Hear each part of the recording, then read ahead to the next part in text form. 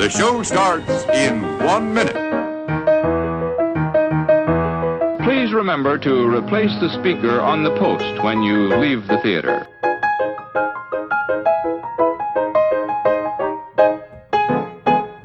And now, on with the show.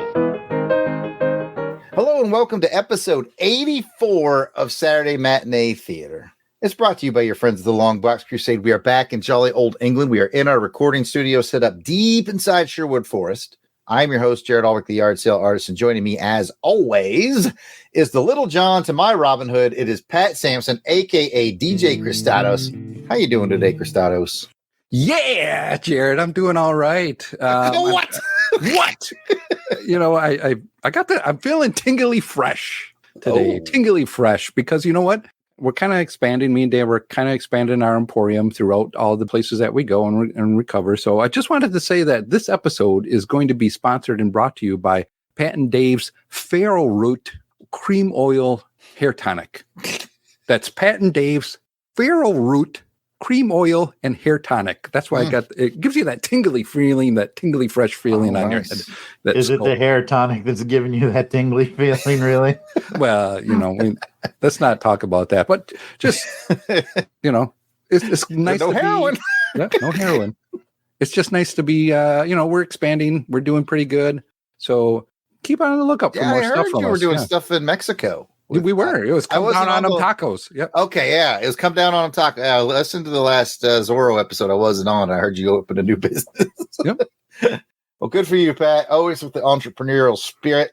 Also joining us is the ugliest Maid Marian of all time. It is my older, wiser brother, Jason the Weasel Skull. How are you today, Jason? Oh, I'm doing just fine. I'm of the right age, and the trail was smooth for us to get me here. My man Robin Hood took care of business, and I think we'll talk about that a little bit today. That man is Marian material, I will say, and that's a double entendre. All right, yeah, we'll definitely talk about the plans and schemes of Robin Hood and who's of the proper age. we are down one Friar Tuck today. Delvin the Dark Web Williams is off enjoying a much-earned vacation from the LONGBOX CRUSADE for his birthday. I believe he's turning 52 this time around. 52 for Delvin. So, speaking of people who are 52, we have sitting in for Delvin. I don't know if we can really call him a guest anymore because he's just here for us. But is our good friend and LONGBOX CRUSADE Beatles expert, Alan J. Porter. Welcome back, Alan. Thank you. I'll take 52. I'll go with that. I thought you were about 50. You don't know that. Yeah, give or take. A lot of take. Yeah, I'm good. I just got back from a walk. Literally, this is no bullshit. There's actually a little forest nature reserve right by my hotel here. So that's what I did for lunch. It was like walk through the forest to find a restaurant and then walk back through it. Good 3-mile hike through the woods. So I'm in the mood and now looking forward to settling down at the Blue Boar and hope somebody's going to buy me a flagon of whatever that stuff was. Yeah. I don't know if I drink anything from the Blue Boar. I'm not sure. Probably not a good idea in Russia. The best drink is a free drink. Am I right? Yeah. Okay, what it tastes like if somebody else is buying, yeah? That's true. If it has a taste of free in it, it's delicious. I actually knew about his wooded walk because I follow him on social media and I saw him post about it. And we are kindred spirits, Alan. When I used to travel all the time for work too, I was big on what's nearby, walk around, and that's all. It's like a little mini adventure. It's good. Yeah, always. Yeah, if you got a couple of hours to spare, leave the car there and just go for a walk. Yeah, exactly. Yeah, yep. Found some cool stuff that way. But anyway, Alan's back and Delvin is out. So that's it. And just as a reminder to the folks listening, Alan is broadcasting from a clandestine location. So if he sounds a little different, you cut him some slack. I'm sure he'll sound just as smart, regardless of audio quality. And you know what? Speaking of smart, this is people's first time ever listening to the show. They might be wondering, what have I gotten into? First of all, those people I want to say welcome. And secondly, Pat, let them know what they've gotten into. Well, Jared, per the script, Pat, don't tell them what they've really gotten into. Oh, yeah, well, that's okay.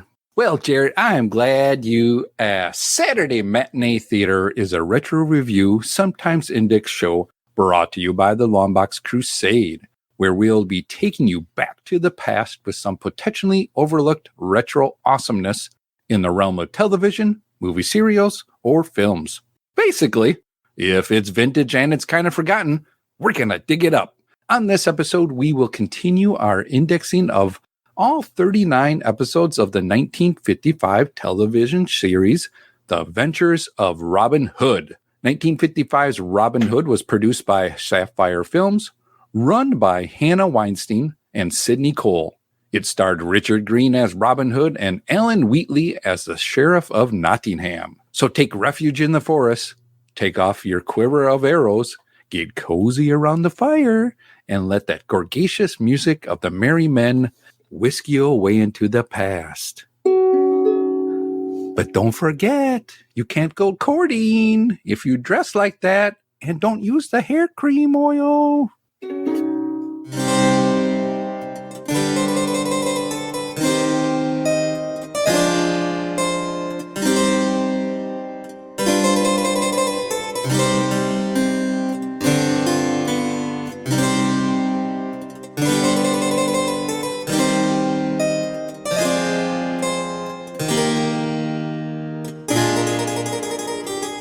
Well done, Pat.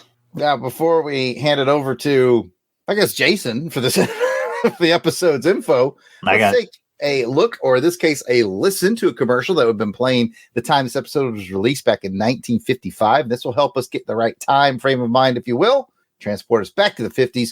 For this episode's commercial retro rewind, we have Gibbs SR toothpaste.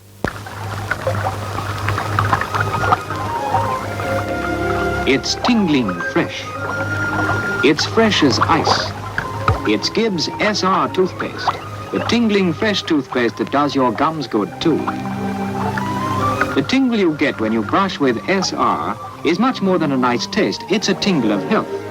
It tells you something very important, that you're doing your gums good and toughening them to resist infection. And as this chart shows, gum infection is the cause of more tooth losses than decay itself. The tingle in SR comes from sodium ricinoleate, a substance which both dental research and years of use in dental practice have shown to be good for the gums. So, to keep your teeth white as snow, your gums really healthy, and your breath really fresh, see your dentist regularly and brush with SR, the tingling fresh toothpaste for teeth and gums. Gibbs SR. So we have the SR from Gibbs. Not going to lie, it's a brand I was unfamiliar with, but the first person to talk about it would be Alan. And I think he knows a little something about Gibbs. Do I? I don't know. You texted me something about it. I haven't got to watch it yet.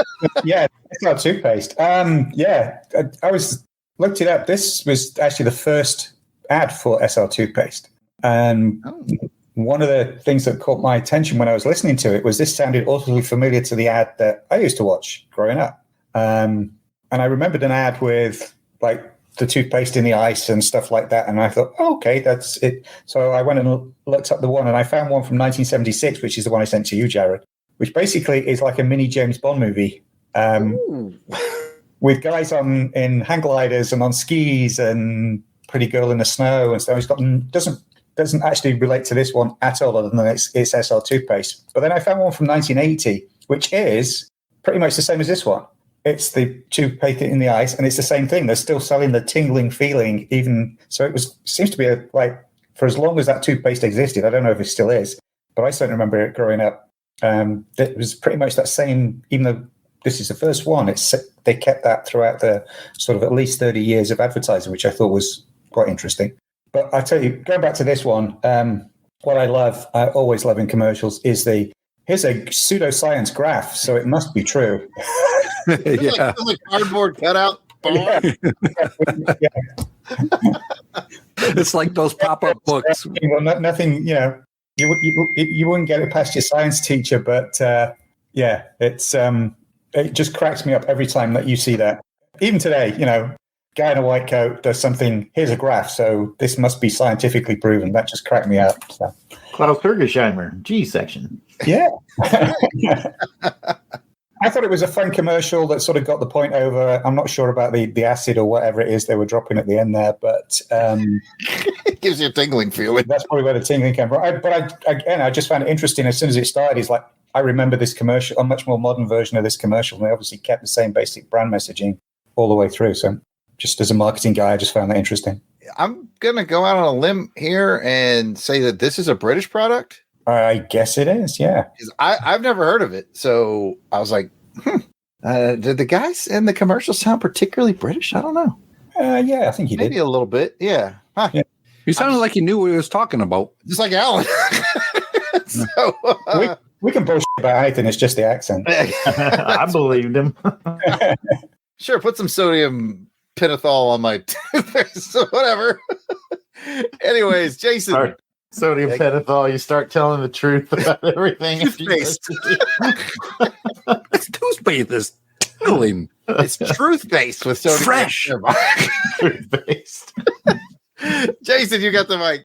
Oh man, I think we made a more entertaining commercial. I guess my initial thought was, man, I'd never really heard of this toothpaste before, and I'm not really surprised. It didn't have really a good hook that made me. I would like to see the James Bond little mini movie commercial. I think that would have been. It's on YouTube. Just Google SR commercial 1976 or something. Okay, yeah. So I was like, yeah, because to me, like toothpaste is toothpaste, right? I don't know about you. Do you have like a brand where you got like, I got to get this brand, or like me, I go to the store and okay, what's the best deal? Who's on sale? And that's what I throw in the cart. Hershey's brand toothpaste. That's right. It is so delicious. I will say that I wasn't shocked. I saw Pat's eyes pop up when he said that tingling sensation. Pat's like, I know that. Yes, I do. I know what you put in that for that tingling sensation. But overall, yeah, I thought, it's okay. It's toothpaste. Is it still around? Do they still sell it? Do we know? I don't know. All right.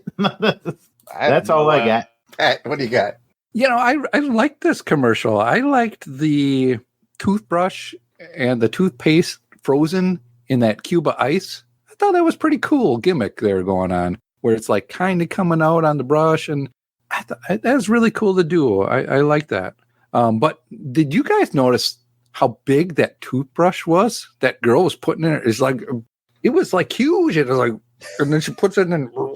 Who has a big toothbrush like that? I'm going to go back on mute. I think it's best if I go back on mute. Yeah.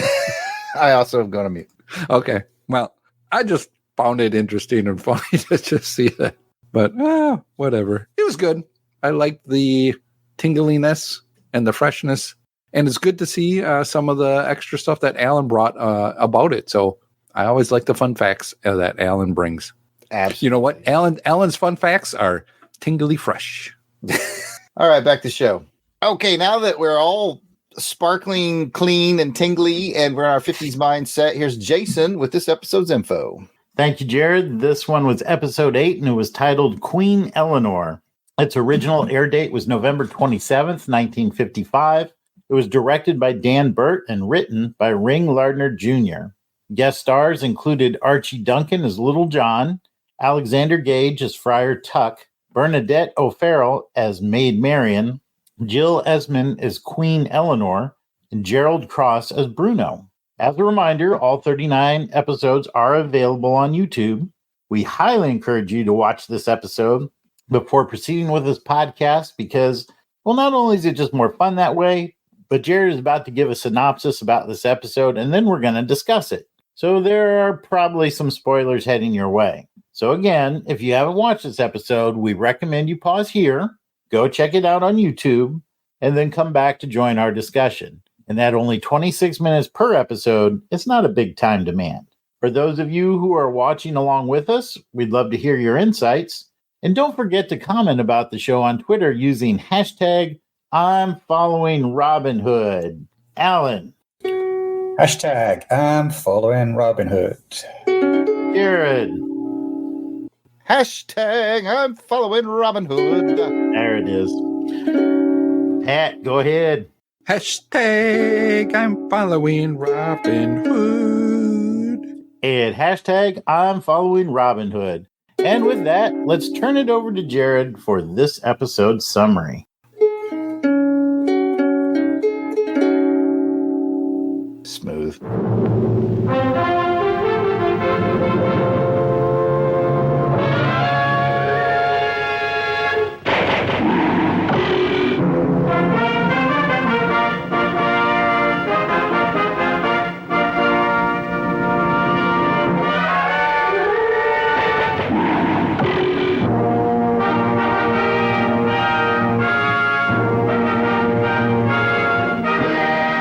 Queen Eleanor is on a fundraising tour of England, raising money to assist her husband, King Richard, in the Crusades.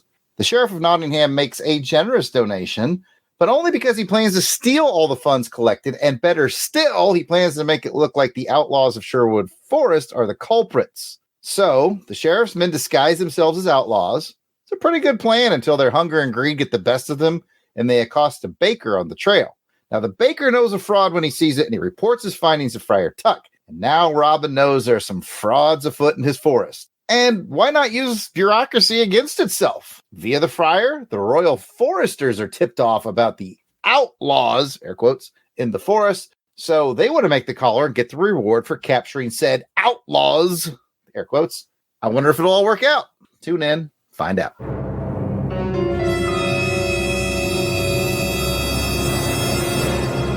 All right, guys, it's time to get the highs, lows, and what does of the episode, the meat and potatoes of this discussion, if you will. As always, we will open the floor to our good friend, Mr. Alan J. Tex Porter, a.k.a. Tingly Sparkle, Tingly Fresh. That's it. Anyways, what do you got, Alan? I'm going to start with a huge positive. The actual title character, Eleanor of Aquitaine. It was awesome to see her in it. I loved the way she was portrayed. I love the fact that they wove in so much of her history very quickly about her being first the Queen of France and then the Queen of England. And the whole thing about her being a warrior herself, all historically accurate. She did actually lead a band of 300 women crusaders in the Second Crusade. So all of that was historically accurate. I love that. And I love the way she's one of my favorite historical persons, characters, whatever. I just love that period of history. And she is such a big part of it. It was like an almost perfect interpretation of her just based on the history. And I love she is such a strong character through history, but also she knows the place. And I love the way that she did the diss about John, about if you're going to have 10 children, stop at the 9th because the 10th is always a disappointment. Again, completely accurate. He was her 10th and last child. So I loved all of that side of it. And she was just great throughout, knowing that both sides were being played, knowing where her strengths were, knowing who to trust, with one exception. So yeah, I just and also having the hots for Robin Hood at her age and being open about it, and well played, beautifully written as always in the show, and such a great strong female character, and I just love the fact that they got all the historical backstory completely spot on, as well as a great showing of her in the show. So I'm going to stop gushing about Eleanor of Aquitaine now and hand it over to one of you guys. But yeah, a huge positive for me on this episode. All right, I was right here sweating because my fun fact for this episode is all about the actress that plays her. So I was really worried Alan was going to get into that. I was dabbing my sweat, but it sounds like it's going to be okay. All right, Jason, your go, my friend. Well, I will again say one of the things that I really like about this show, Alan kind of took mine. I keep waiting for there to be a miss of an episode, and there just isn't one. I'll go with a high as far as Robin Hood again himself, and the loyalty and the respect that he commands, not just by his men, but the people who know him and have come to trust him, including that bread peddler that gets mugged on the road. And that's really the undoing of the whole plot, because the villains can dress themselves up as, the Sherwood, one of the merry men, but their actions really betrayed it. And he was not fooled for an instant. And that was the undoing of the plot.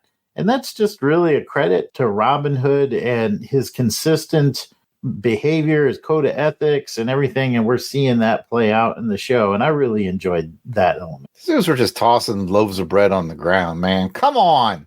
Yeah. I know. What were they looking for? They were like, those loaves of bread smell good. And then they start throwing where It's just more loaves of bread. I'm the bread peddler, damn it. Looking for their fruitcake or something. I don't know. Bread. Yeah, I agree with you on that. Again, just the way the show is brilliantly written, just that little scene showed how we've not seen it yet, but it showed how Robin and the Merry Men treat the peasants who use the forest for their living or the pathway, or and as you said, it doesn't matter how they dress. The fact that those guys acted like rough outlaws immediately triggered the fact that he knew that they weren't actually Robin's men. I thought was really well done. I thought it was a nice way to show that, even though we actually haven't seen it in any of the previous 7 episodes, that Robin's built that respect of the people who actually live and work and traverse through the forest. I thought it was very, very well done. So nice shout, Jason. I concur. And Patrick, you've been so patient. What you got?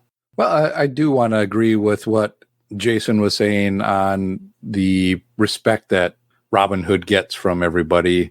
That was a good take to see that. And with Alan as well, too, with the Queen, this actress portraying her was playing the part very well. And in a matter of a few minutes, you get that history of who she is, what she stands for, who she backs, and just a very strong woman, for this time. I thought this was really good and liked it so much. I want to talk about just some of the fun stuff that I saw. One day, I want to sit around, and hopefully it's with you guys. One day, I just want to sit around, have a big table, and just feast like that, and just have food all out in front of us, eating a big chicken wing or a turkey wing or something like that. It's called soul food. It's in Charlotte. I feel like we do that every June. Yeah, but I just want the food to just all sprawl out the table and, gnawing on, all of us just kind of gnawing on a big wing or a leg. I would love to have that. And I've never been to those medieval times, the dinner theaters or the things that they have, but I don't know if they let you eat like that, but if they do, I definitely want to be down. There were no utensils in medieval times. Hence, there are no utensils at medieval times. You want to refill on your Pepsi? Yes. I hold out my hand here. No, I just thought it was cool and kind of fun that you get to see that, and it made me hungry. Awesome stuff. Yeah, they do a good job in the environments. And they do. They definitely do. And some of the side scenes, you see the castles and all that, and it really helps that, when I went on my trip to London, we got to go to like Dover and saw Dover Castle and got to kind of go around and sneak around in there and all that. So now I can really see like them climbing up the stairs. I'm like, man, they're climbing up the stairs and there's no rail and all that. And the stairs are really small and tiny and just really cool to see them kind of get the sets right. Did you say Dover Castle? Dover Castle? What did I say? No, that's cool. Just completely non sequitur, but I'm not bullshitting. That one of my ancestors was actually the commander of Dover Castle in 1216. Oh, wow. And I've never been. It's one of my places I've always wanted to be because of the family connection. So I'm incredibly jealous that you got to go there. That's awesome. Yeah, you definitely got to go. It's a cool place. Back to the show. Nah, cool Dover. Send Pat on over. Anyway, it's back to Alan anyway, to the top of the order. What you got, Alan? Okay, I'll stop geeking about my ancestors now. I've actually got a couple of very minor negatives, but I think, I don't know whether it was just I was watching it on a different TV or whatever, or it was the different version I was watching, but the matte paintings this time, for the establishing shots, seemed of a lower quality. They sort of jumped out to me as like, oh, that's a matte painting rather than, oh, that's a cool castle. But it might have just been the version I was watching on YouTube or watching it on a different TV, which I was. I don't know. It just, the production value just seemed slightly less on this one. But that's weird because I thought they were, maybe I wasn't paying close enough attention, but I thought they were like stock footage, like they had stock footage of like this picture of a castle. I didn't realize it was a paint. Yeah. So it may be how you watch it. Who knows? Yeah, maybe. Yeah. But there isn't that many castles around particularly complete castles that you'd have stock footage of complete castles. So yeah. Okay. I think my only big negative, and we sort of touched on it with the baker, is the fact that Robin's plan basically wasn't going to work and was only rescued by accident. That if those guys, the disguised sheriff's men, hadn't broken ranks and attacked the baker, Robin and his men would never have known about the trap and the queen would have been caught. That's true. So Robin, but to Jason's point, like it's Robin's goodwill. Right, it did. But I can say it's a minor negative, but I think it's the first time we've seen that Robin's plan. I mean, sometimes he's got plans within plans and tricks within tricks, but he always knows the outcome. Mm-hmm, that's true. This one, it was really just down to accident that he found out about it and then could pivot and figure out a different way of solving the problem. But, it's a bit like the Bond villains. If they hadn't shot the missile out of the volcano, Bond would never have known they'd have been there. It's that sort of thing, It's like if the guys had not got impatient and attacked the baker, Robin would never have known about it. And the bread smelled good. Well, that bread smelled too good, even if they then threw it all on the floor, which made no sense. But anyway, like I said, it's just a minor thing, but it was like, ooh, Robin's plan would not have worked except for accident. So that was probably my only real little minor gripe about this episode. But I do actually want to, again, just going back, I love the historical thing. When Robin says, I'll get you a breakfast with a drink of Malmesbury, that's actually a sweet, fortified sweet wine. And again, just the little historical stuff that they just pepper throughout the dialogue is just awesome. I'll stop gushing about this show. I like how he bribed him with that breakfast. Yeah. And then earlier he was like, "Hey, what are you doing here? It's a little late for lunch and you're too early for dinner." Yeah. So I have a couple of others, but I don't want to step on anybody else's toes. So I have a couple too, but I'll also stay in reserve and see what happens in this final couple of opinions here in the second round. Jason, I love the romantic tension between Robin Hood and Maid Marian. Or I guess I should just say Marion, in this series. And this episode, again, had it in spades when Friar Tuck comes to Robin Hood at the beginning and says, "Hey, Marion, needs you." And he's like, he's ready to go. He's like, "Oh, does she need rescuing? Like, let's mount up." And then it's like, no, she wants to see you tonight at the castle. And whether it's Robin Hood's time or our modern times, his boys start busting his beans, just like, ooh, you're gonna need to shave and shower and change your shirt. And he puts on like his best, something he stole from Prince John. He's walking around in it, strutting like the cock of the walk. And then the look on his face when he goes in and he sees the queen and the traitor, that guy that we don't know is the traitor at the time, and he's like, we don't talk about him. He really thought he was getting some playtime tonight, and he's like, I got that reference, Pat. Sorry, I got that reference, Pat. You did? Okay. Yeah. So, and then when the queen is asking Marion about her thoughts on Robin Hood, you could tell the queen knows she's kind of sweet on this guy.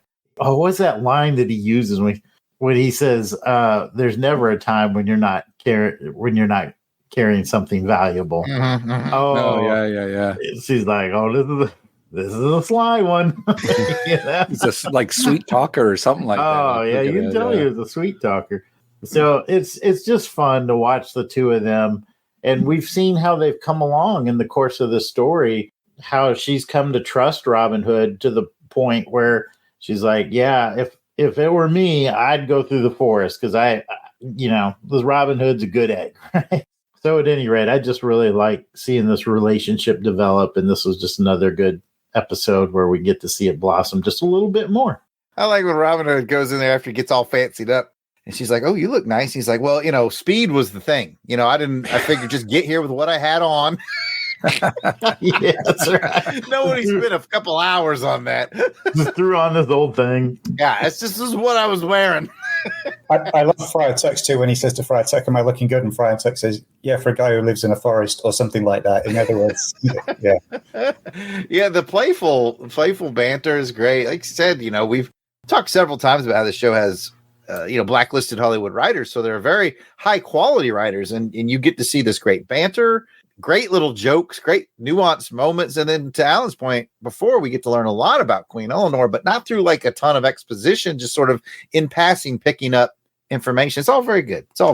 I think honestly, if some Hollywood producer just took this series and made a modern Robin Hood story out of it and changed not a word of dialogue and had those quality of actors, you'd have a hit on your hands. It stands up. You have to change anything in this formula. Jared has to get rid of all the thoughts of what modern Hollywood would do to it are passing through my Okay, I'm good sorry. now. Yeah, I did it to myself a little bit too. I got it out. Okay. Pat, what you got? Well, I kind of alluded to it, but the traitor in this one was Bruno, but we don't talk about the Bruno. It was funny. I've heard that phrase. We don't talk about Bruno. I think it's from a Disney something. It is. It's Encanto. Okay, Encanto. I haven't seen Encanto. Yeah, it's a good song. It's a good movie too, as well. But we don't talk about Bruno, so we're not going to talk about Bruno. Bruno was like Jason said, we're not supposed to know he's the traitor yet. But I'm like, Bruno, we all knew it was you. Yeah, I thought, taking it back to the show for a minute, to Alan's earlier point, they made a point of Maid Marian seeing him close that door. So I kind of thought like maybe she was going to clue on to him. And she kind of had like that look on her face like, something's not right here. I was thinking maybe she told Robin and we weren't going to find that out, that she spotted him and told Robin until later on. But again, if I had a very smart minor negative is they took way too long to figure out it was the guy we don't talk about. Yeah, not at all. We don't talk about him. What I do want to talk about is the plan. And what's really cool about this, and we've seen it a little bit before too, is it's a plan within a plan within a plan, and it changes. And I thought it was really cool because each side is trying to one up the other a little bit, and it finally gets kind of sussed out in an all right way. They had only a half an hour to do this or whatever, so they had to get the plot to move along a little bit forward. But I liked it. I thought it brought some interesting other characters in. You didn't know who these Forrester people were that came and helped Robin, took care of the three bad guys. It's like, come on, three bad guys. You really going to take down like Robin and his people if he was escorting the Queen? I just love like I mentioned in my summary, like they basically use bureaucracy against them. Like if you watch enough like social media stuff, eventually you'll see pretty funny reels of where like cops spring a trap, like, hey, this is drug bust, and they actually busting other cops from a different unit that are undercover. That's exactly what they did here. They just took the Foresters and sicked them off. Yeah. Oh, that's what I said. I liked it because it was like a plan within a plan within a plan, and it was cool. They were like, because the whole it's like they used the sheriff against him because the sheriff put all this bounty on their head. Yeah. So now the Foresters are like, we're gonna get that bounty, and they're busting their own guys just from a different department. That was pretty hilarious. Wait a minute, didn't I see you at the Christmas party? And they were great too because they were tactically better. I bet it stood out to Jason. This just bugged me about the sheriff's men. They had terrible silhouette tactics, like on the top of that hill. Oh, they were on top of the hill, yeah. like that is militarily the dumbest thing you can do is give your silhouette to the enemy like that. They're just standing up all big and tall, and they were trained by the same guy who trained Frank Sinatra in the Manchurian Candidate. Bringing it all together. That's right. We did talk about that. So yeah, I thought that was kind of funny. But the Forrester dudes, we're sneak up around behind them. They did a good job. Very good job. Hey, I see our friend, the Bold Outlaw, has joined us in the chat. And he also very much enjoyed this. And I want to say hey to Billy Dunleavy. He's stopped by to say hello as well. Make sure he got his shout out. There's a lot of stuff in the chat going on about medieval times. We got everybody wanting to go to medieval times. I'm hungry, Does sound pretty good. All right. Any last minute stingers, fellas, before we go to the fun facts? Sorry. I was going to say, or any questions or concerns from people in the chat while Alan goes. What do you got, Alan? Actually, I'm picking up on what Pat said about the fact he'd just been to Dover. The geography in this, again, which considering it's a British production, just blows my mind. It was all over the place. Them saying that the quickest route to the coast was through Sherwood Forest, which is in the Midlands and the Northern Midlands. And then at the end, Eleanor said, we're going to Dover, which is down on the south east of the coast. And it's like, that doesn't work, but it was like sitting over here in America. I was like, Yeah. That makes sense. Yeah, like to Dover. Yeah, of course. For a production, I was like, hang on a second, that doesn't work. So I was just strange. But if they'd have just left out that word Dover, I wouldn't have bothered about it. But yeah. So a liberal use of geography, but good historical research on Queen.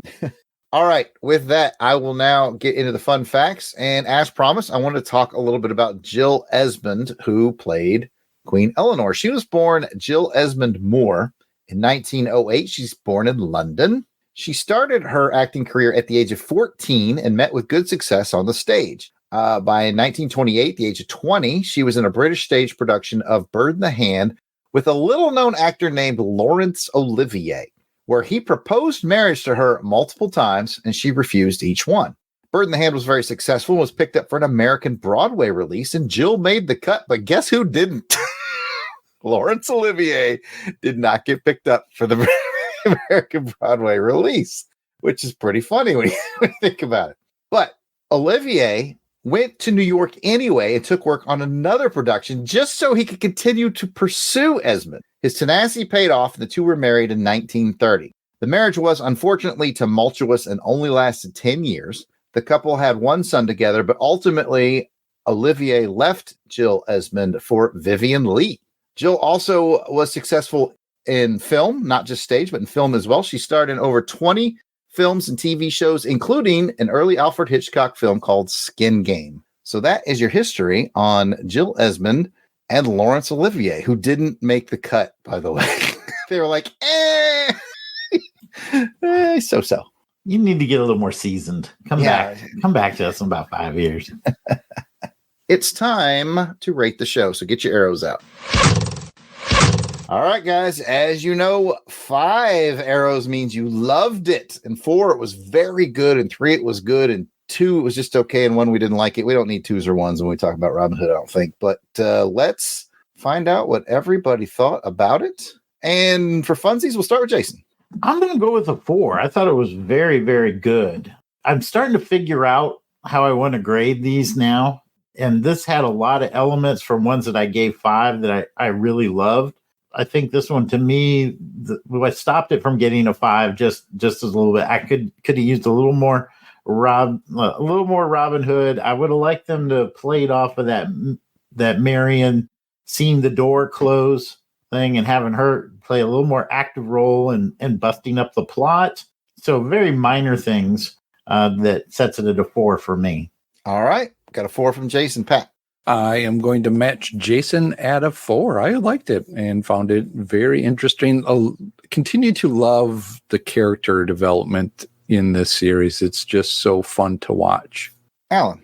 I'm getting on the train with a 4 as well. I think the only thing that pulled it down from a 5 was the glitch in the plot for me and the crazy geography.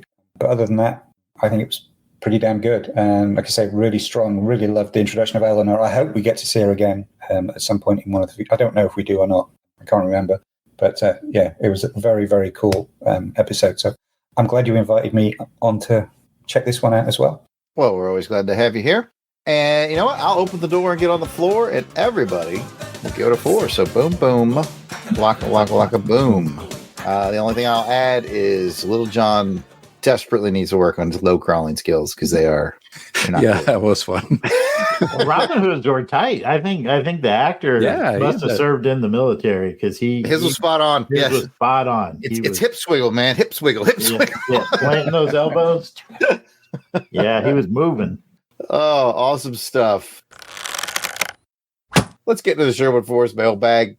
We're thrilled to kick off these comments with special shout outs to our Crusaders Club members. And these are the fine folks who have joined our crusade. They enjoy special access to Longbox episodes, voting on show content, raffle prizes, bunch of stuff. These are the folks reaping the benefits and giving so much appreciated support to the show.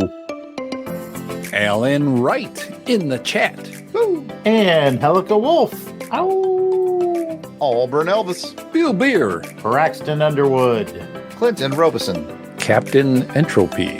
Clark Westfield. Dave Collins, Battlewagon. Ezra Gallo. Gary V.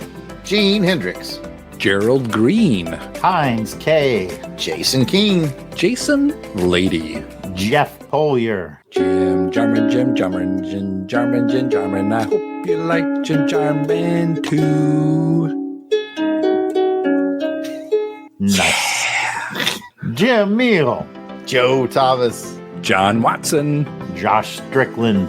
Candace Ward, Kathy Bright, the MVP in the chat.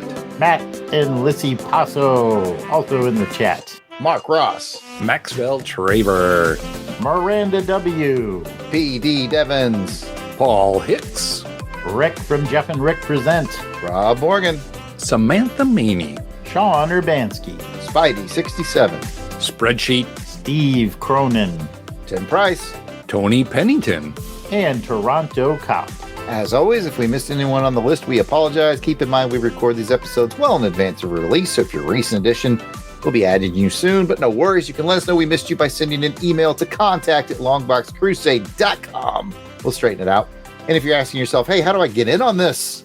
How do I get on this sweetness that is the Crusaders Club? Just go to patreon.com/longboxcrusade. For as little as $1 a month, you get access to the amazing world of the Crusaders Club. Come and check it out. I think we're sitting at 42 members now. We appreciate each and every one of you. Definitely. Will you be the one to help get us to 45? Your sweetness is my weakness.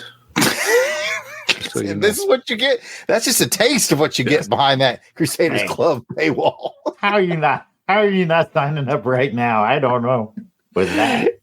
You know what? If you're counting your nickels and dimes and trying to save up, we understand that too. You know, all we ask is maybe you say something nice about us in a comment. We love hearing your comments. You can do that on any of the social medias at Longbox Crusade or YouTube. You can comment right on the videos. We really appreciate it. We have a very few sprinkling of shares and retweets and comments from one we got. I'm excited. This is from episode 79, where we covered episode 6 of this Robin Hood show. That was a guest for the gallows. Pat, who did shares and retweets on that? Well, you can read the whole list. I can read the whole list. I will, Jared. I'm glad you asked me to. First of all, we have Chris from BTO and Bat Books. Woo! Down the highway. Roll. You got the. Go ahead and hit it. Okay, here we go. Nice. Better not get it done. Oh, and we also have Alan Wright from Robin Hood, the Bold Outlaw. Thank you, Alan. Thank you. And Jason, you were excited about the comment, so you could read it. Robin Hood, the Bold Outlaw says, great show. I think the difference is between production and airing order, a problem that arises when they do air a second part before part one. And I think that stems back to the conversation we were having on how, depending on where you're watching it and how you're watching it, sometimes the story kind of jumps around a little bit. And I've continued to dig into that, and I know Alan helped me out with that on, I think, the following episode. We kind of nailed it down. But I'm really finding three major sources. One is production order, like you talked about, like what order they filmed them in. 2 is what order they released them in England. And 3 is the order they released here in the United States. And I'm pretty sure, even though it's murky waters, but my confidence is about 85% is what we're doing, which is the order in which my Plex put them, is the American release order. I think that's what we're doing. But don't pin me to that because it's confusing as all get out. Well, that is it for our shares and our comments. And you know what? That's kind of typical for Saturday Matinee Theater. It's not our most popular show, but we are not going to stop doing it. So you better get out there and do some comments and share and retweet and all that stuff. We really appreciate those of you who are doing that out there for us. Oh, by the way, if you have a comment for the show and you want to hear your voice on the podcast release of the show, give us a call and leave a voicemail. 707-532-5269. 707-532-LBOX. Pick up the phone. Nice. All right, that's it for this episode of Saturday Matinee Theater. If you'd like to hear more from us in the realm of comic books, you can check out the Longbox Crusade. Pat, where can they find that? Well, Jason, I am glad you asked. You can find us on all of the finer podcatchers out there. Just go ahead and look up Longbox Crusade and you will find us. Or go to www.longboxcrusade.com. You can also find us on Twitter, Facebook, Instagram, and at YouTube, all at Longbox Crusade. Back to you, Jason. Thank you, Pat. And if, like us, you have a love for all things 007, you can hear us on our trek through all things James Bond. And you can check out On Her Majesty's Secret Podcast. Jared, where can they find that? Well, Jason, I'm glad you asked. You can find it on pretty much all your most reputable podcatchers, some of the non-reputable ones as well. It's really based out of Podbean, and Apple is where its strongest following is. But wherever you might find it, we'd love to hear from you. You can go directly to www.secretpodcast.podbean.com, or you can just chat with us over on the X at OHMS Pod. Thank you, Jared. And if you'd like to chat with any of us individually online, we can be found at Pat. Why don't you go ahead and kick us off? Thank you again, Jason. I am glad you asked. You can find me on the X at Christatos01. Also, don't forget, we have a special discount going on right now for Pat and Dave's Cream Oil Hair Tonic Cream. That is the Pharaoh Root Hair Cream. Thank you. I bet it's sparkly and tingly too. It does, yes. That's the extra added bonus. So we don't like to say it all the time, but. Well, I won't ask you what the mystery ingredient is. This is a plausible deniability situation, I think. Appreciate that. Anyway, Jared, where can they find you? I am at Yard Sale Artist on X, Facebook, and Instagram. It's all at Yard Sale Artist. You can check out my artwares at www.theyardsaleartist.com. And you know what? He's not here, but if you want to chat with Delvin, he is at DEE_RAY1977 on X. Alan, what about you? You can find me on most of the social platforms, just at Alan J. Porter. And if you want to sign up for my free weekly newsletter, you can do that at alanjporter.substack.com. And you can find me at Jason Albrick on Threads or on Instagram. And thanks for joining us for this episode of Saturday Matinee Theatre. And get ready for our next episode. You're going to have to get your whips oiled and your 6 shooters loaded. That could be some double entendres right there. But as we continue our coverage of the 1937 serial Zorro Rides Again, Chapter 2, The Fatal Minute. The meetup location, Casa de Vega. Adios.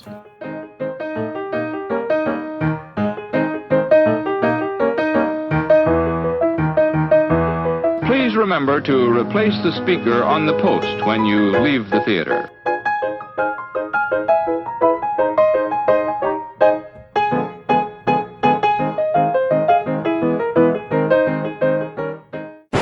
Outtakes.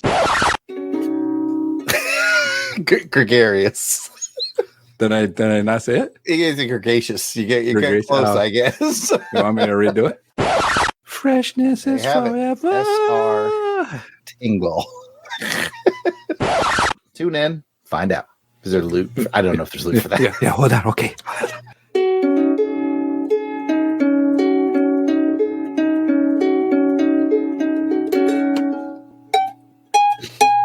It's A little extended, yeah. Yeah. It's a little remix. I love it.